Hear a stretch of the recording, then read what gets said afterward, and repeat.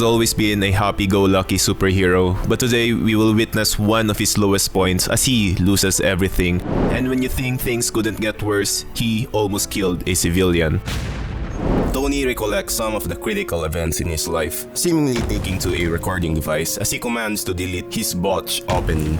His opening depicts him walking out of a cave that explodes after, sending him and his security flying.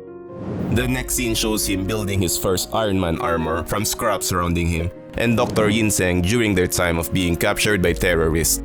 As Tony further narrates, thinking that doing it will be an easy task for him, since he is an inventor, a capitalist, and a temporarily embarrassed philanthropist, aside from being an Avenger and himself. The last scene shows Tony wearing the Mark I armor he made for escape, while proclaiming in his narration that he is Iron Man.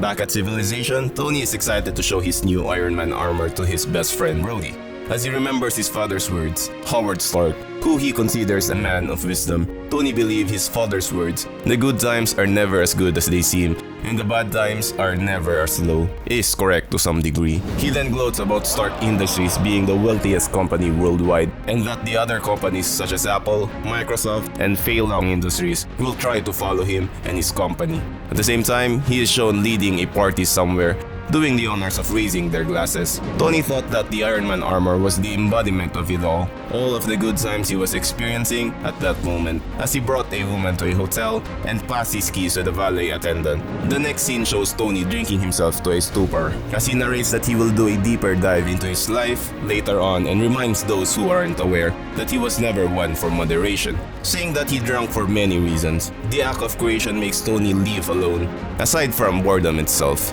The next scene shows a simple mansion that used to be the Stark Mansion. It became the Avengers Mansion for a while, and now it is an Avenger-themed hotel that Tony doesn't own anymore.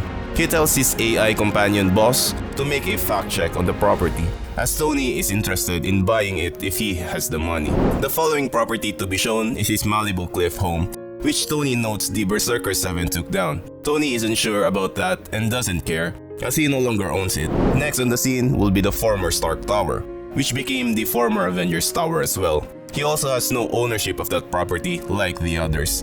The fourth place he mentions in his narration is a simple property he owns in New York. For obvious reasons, Tony doesn't want to disclose more details about that property and orders the deletion of that entry in the narration journal. The next to last in his narration would be a futuristic looking building that Tony did not even bother to name, unable to think if it had the company name or symbol on its sides. Just like the others, he doesn't own it anymore. The last scene reminds him that Iron Man is still an Avenger, despite being shown in brawl with a fellow hero. In his narration, he adds that he will tell his most incredible untold tales from both coasts and keep his bruises. An old picture shows the Stark family, with a young Tony held close by his parents in the picture.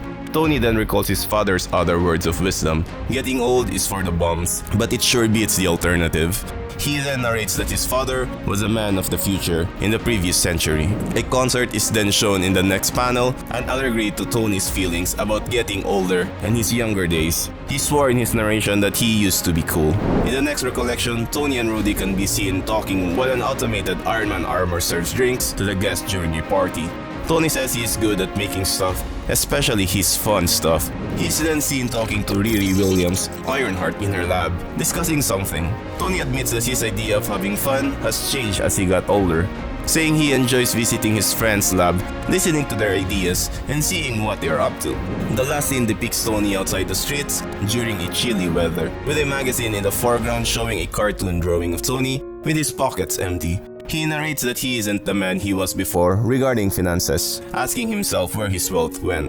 Tony narrates that he spent his fortune buying hazardous weapons of mass destruction, which is now his precious secret. He firmly believes that once this story has been told, he has somewhat sorted out all of it. He adds that all those weapons are secured in an undisclosed location, and only his best friend Rhodey knows that place, as they can be seen inside it in the top panel. Tony continues with his narration, hoping that those stored weapons won't be used, as he believes it would be the end of the world if those were used. As the two exit the location, continuing with his narration even though he isn't fond of parties anymore. Tony did recall the time he attended the Hellfire Gala to tell Emma Frost that the human world would push back against their mutant resurrection technology. Tony, alongside Emma, is sitting around a party table at the gala, talking to Fei Long, formerly Calvin Heng. Tony quips a joke to Fei Long, asking about the Martian rock he will sit on. Fei Long retorts, saying he has one foot on Earth and the other on Mars. But Emma cuts him, saying Araco, now the planet's new name after some events. Fei Long answers saying whatever he calls that world, he still thinks that Tony and his Avenger friends leaving it for what it was, an inexcusable betrayal of Tony's kind. Tony is busy building his latest armor at his simple workshop, adorned with knight armor displayed in his foreground scene. He narrates again, saying that his workshop are places he was always comfortable with. The location he is now is the basement of his brownstone. He recalls that he used to have rows of armor that he used in many battles before, but now he is down to his latest and last remaining armor, the Mark 70.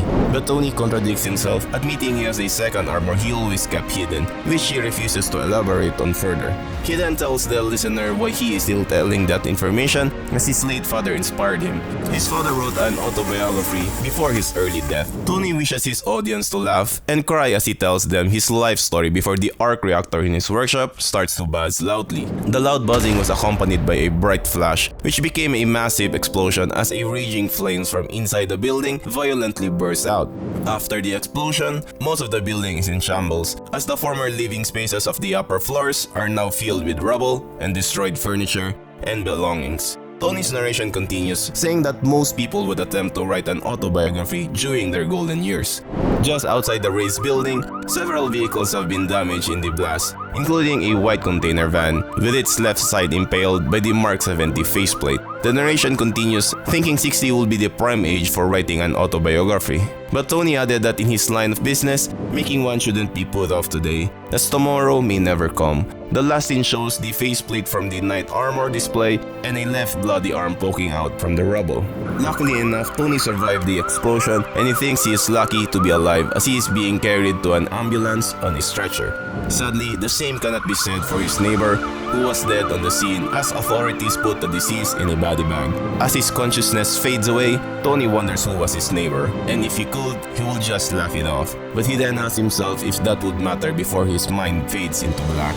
Tony thinks he doesn't know his neighbors in the hospital, as 3 individuals watch over him as he rests. The first person was Riri, who reported to Steve Rogers, Captain America, that there was nothing wrong with Tony's generator as she couldn't find anything wrong with it. Rudy joins in, saying that Tony will be upset when he wakes up. Steve then tells the former that Tony is awake, adding that he was just playing possum. The 3 guys then look silently at Tony, to which he groaned back at them, saying the incident wasn't an accident. A moment before the explosion, the reactor became corrupted and faced back, which Tony said was impossible. Rudy replies that he and Riri did not find anything wrong with the reactor, but Tony retorts, saying that they better hope that they were both wrong, as he believes that there is more intelligent than them to be able to pull off something like that. Rudy somewhat agrees with Tony, but still pushes the idea that the latter's reactor may be at fault for what had happened. Riri joins in the conversation, saying that if it were Tony's reactor at fault, the only winning argument against the stubborn billionaire will be. Tony interrupts them, telling the mistake of living in a residential area. Rudy then offers Tony to bunk with him in his place, but the latter refuses, thinking he needs to push his friends away since it wasn't safe to be in his orbit then. After recovering, Tony visited his neighbor's funeral, told her final prayers, and paid for her funeral arrangements. Her name was Marielle Marcus, an immigrant from the 70s who lived in their country. Tony says she lived a good life, but not long enough. As Tony enters the building, he tells himself to remember that name while a swarm of media people awaits his arrival. Not giving a statement, Tony went inside, thinking his neighbor would be avenged. The building that Tony enters houses the office of his attorney, Jennifer Walters, also known as She-Hulk. At her office, Tony asks Jen if she has done what he requested earlier. Jen replies that she did, but tries to warn Tony that it is not an advisable thing to do. However, Tony bluntly cuts her off, saying he appreciates her concern and knows she is doing her job, but he wants to do it his way. Jen tries to reason with Tony, saying that some people are suing him for the damages from the explosion in New York, even though they weren't precisely there during the incident. She was about to present evidence of a guy scamming Tony when the latter lost his patient and shouted at Jen to just pay them off, which surprised the superhuman lawyer. Although taken aback a bit, Jen maintains her professionalism and continues to talk to Tony, saying that although there are criminal charges against him, Tony's smart enough to deal with those. She added that his repulsor technology is the best in the business, even without the suit of armor. Coming down, Tony apologizes to Jen, to which the latter says that she is fine, as she found it refreshing for a client of hers to yell back at her since nobody does that anymore. Tony then explained Riri's feedback and even asked Reed Richards about what had happened. Tony is still in denial that his arc reactor lost its stability, causing the explosion that took his neighbor's life. But Tony then jokingly accuses himself just like being an unstable arc reactor. He then stands up and exits Jen's office, telling her to pay everybody off using her power as an attorney. Jen asks him what would happen if his checking account hits rock bottom, which Tony replies that he will invent something.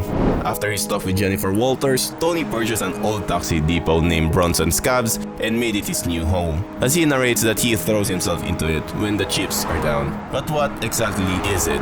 The it that Tony was referring to was a cave, and that cave is the Bronson's Cab, a place that he considers a place to retreat in and a place to work too. Additionally, the place is perfect for him to lick his wounds as he recovers from his current living conditions. Although he won't need it forever, it is an ideal location for him as no one will die from being neighbors with him. Now that he settled down to his new home, Tony was able to fix the Mark 70 armor to working order. Tony tells himself that he is done wallowing in self-pity as he prepares to use the armor for the first time. The pieces of the Mark 70 armor are attached to Tony's body one by one, as he thinks that the armor needs a test flight, and he wants a proper apartment if he can find one with his budget. As the armor fully attaches to him, he thinks about how he hates that word. He takes flight and tells boss to load up the real estate listings as their new flight plan for that day. As Tony flies around the skies of New York, he has his AI inside his suit to find a rental property with a sky roof so that he can sneak in and out without anyone noticing. The AI responded saying that the nearest property was in Ohio, to which Tony groaned about it and asked if he could commute. Boss suddenly warns Tony of an incoming bogey, which alerts him immediately, and he notices how fast the unknown bogey is. He comes to a sudden realization that he has an uncomfortable feeling that the unknown subject behind his back is behind his recent troubles. Tony thinks that the unknown must be someone new and turns around to warn the bogey following him while aiming his armor pulsars in his direction. With a swift punch, Tony is flown back and crashes into an office space nearby, totaling it. As he stood up, he tells a joke to the staff inside that they will be working remotely for a while. He then asks one of them if they saw the other guy in armor who punched him towards their office. The office owner answers, saying he did not see the attacker and instead saw Ironman totaling his office after he looked up. Tony just sighs before flying off again, tells the staff inside to stay down as he thinks that things aren't going well when he starts to feel like Spider-Man in New York City. He then attacks the flying armor, blocking his punch as Tony tells him he is pissing him off. Tony demands the enemy in armor to confess his sins of blowing up his home and killing his neighbor, as a media helicopter is shown in the background observing the fight. A heavily modulated voice speaks from the armor, taunting Iron Man that he was the one who blew up his own home, as Tony realizes that he cannot identify the voice. The enemy continues to speak, saying he was just a messenger and should concern himself about the enemy's identity as it grabs Tony's left arm and violently threw him toward the media chopper. The foe taunts Iron Man, saying he won't be alive much longer to care. Tony violently crashes into the media chopper's tail, snapping it off clean. Due to what happened, the media chopper started to lose control and descended alarmingly, sending mayday signals as it was about to crash. Regaining control, Tony transmits a message on all frequencies to avoid the airspace over Midtown and proceeds to grab the tail of the media chopper to stabilize it, telling the pilot to steady the craft as he got them. While Iron Man is busy saving civilians, the enemy in armor taunts the hero again, saying that before everything's over and he's unmasking, Tony will be dead as he aims his blaster at Tony's back. Hit with the attack from behind, Tony yells in pain while still holding on to the damaged media chopper. Now pissed off at the messenger, Tony mockingly asks the enemy if he knows the safest way to effect a copter rescue. The enemy in armor charges in, ignoring Iron Man's question earlier. Tony then tells his foe that he should, claiming that he will help out by getting rid of those pesky rotor blades, as he uses those to incapacitate his target. With the enemy's armor badly damaged, Tony aims a particular non-lethal round. Round 3 as his target, as the underside of his shoulder armor pad shoots out the specialized round that creates a sticky liquid that immobilizes his target further. Tony safely places the damaged media chopper on a rooftop building, jokingly thanking the passengers for flying Stark Air. A woman on the media chopper gets angry at Ironman, telling him they were almost killed. Tony sighs again and continues his joke, telling them not to forget to give him a thumbs up and a 5 stars as he jokingly tells them it helps the Avengers out. With his main propulsions out of action, the enemy in armor struggles to keep afloat in the air. Tony narrates that he hits his foe with some gunk in its unsub that will heavily weigh down the enemy's flight capabilities, and Tony, being himself, says that he will help the foe to get to the ground quicker by giving him a heavy dropkick, violently smashing him on the pavement on the floor.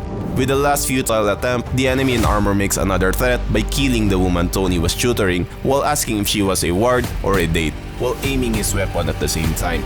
He adds that he can never tell with capitalist pigs like Ironman. Tony answers the question by saying, first, that he cannot teach the woman anything. Tony then declares that he could teach the messenger some manners before crushing his left arm. As Tony quickly crushed the left arm and wrist, he thought his action would cause a clean break of the Ona and rages if anyone wore the suit. With his stern voice, Tony declares that the messenger is a drone and prepares to finish off the enemy. But he remembers thinking of Spider-Man earlier, remembering his words about having a buzzing on his head when he was in danger. Tony agrees to believe they have the same thing as Spider-Man does to a certain extent, and listening to that little voice can save lives. Instead of firing lethal blasts that makes the messenger question Iron Man's action, Tony points out his index finger to deploy liquid nitrogen on the messenger's faceplate. Due to the corrosive nature of that chemical, the armor cracks open like an egg after a few seconds. Pulling off the faceplate, Tony is horrified at what he saw, prompting boss to call EMS immediately.